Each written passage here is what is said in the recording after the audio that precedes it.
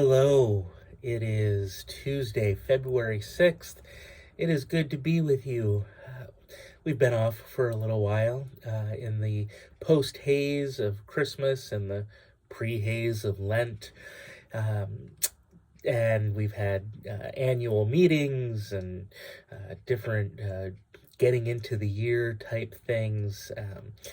But it's good to be back to flex these poetry muscles and help us to think about the world in which we live in a little bit different way.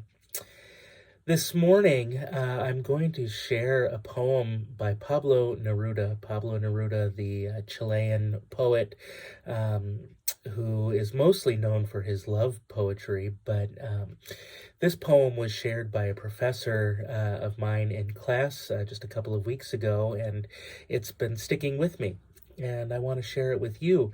The title is You Start Dying Slowly. You Start Dying Slowly by Pablo Neruda. But before I read that, I've been thinking about this poem and thinking about the prophet Elijah. Now, in 1 Kings chapter 19, Elijah is fleeing from Jezebel, the queen who is seeking after his life. So Elijah goes on a day's journey into the wilderness and comes and sits down under a solitary broom tree. He asked that he might die. "It is enough now, O Lord. Take away my life, for I am no better than my ancestors." Then he lay down under the broom tree and fell asleep.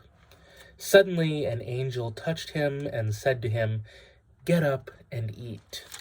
He looked, and there at his head was a cake baked on hot stones and a jar of water. He ate and drank and lay down again. The angel of the Lord came a second time, touched him, and said, "Get up and eat. Otherwise the journey will be too much for you." He got up and ate and drank. Then he went in the strength of that food 40 days and 40 nights to Horeb, the mount of God.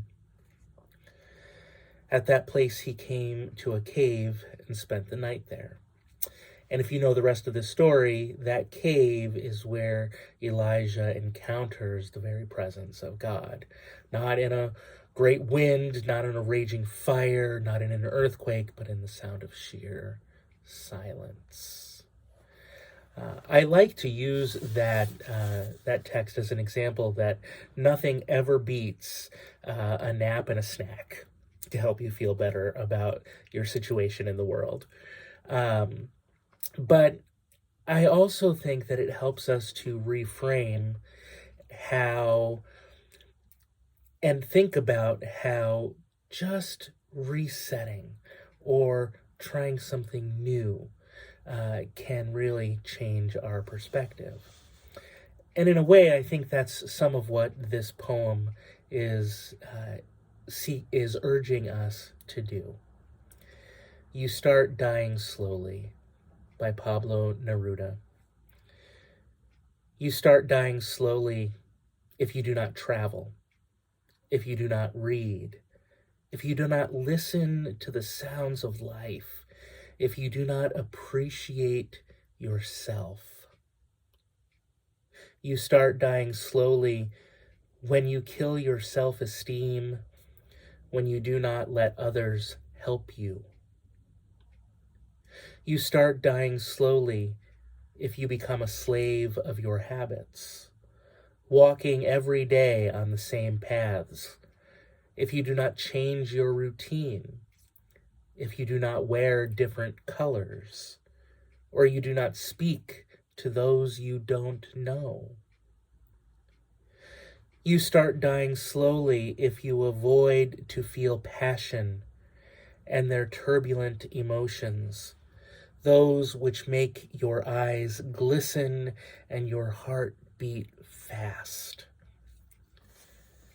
You start dying slowly if you do not change your life when you are not satisfied with your job or with your love, if you do not risk what is safe for the uncertain, if you do not go after a dream, if you do not allow yourself, at least once in your lifetime to run away from sensible advice.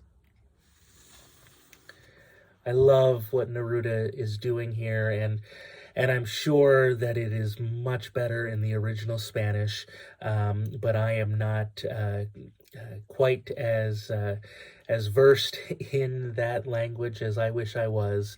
But I love what he's doing here. He's helping us to see how changing things up, how shifting out of ruts can really inspire us, can help us to live. If you do not go after a dream, if you do not allow yourself to run away from sensible advice once or twice, if you do not travel, if you do not read, if you don't speak to those you don't know, how are we going to grow? How are we going to change? So I hope that these words by Neruda, that the story of Elijah provides some kind of inspiration or instigation or encouragement to you today.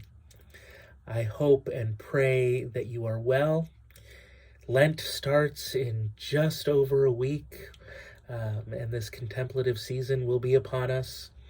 I look forward to walking through that season with you. And for now, receive this benediction.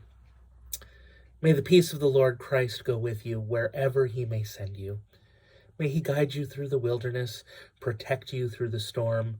May he bring you home rejoicing at the wonders he has shown you. May he bring you home rejoicing once again into our doors. Peace be with you. Be inspired, be encouraged, and I'll see you soon.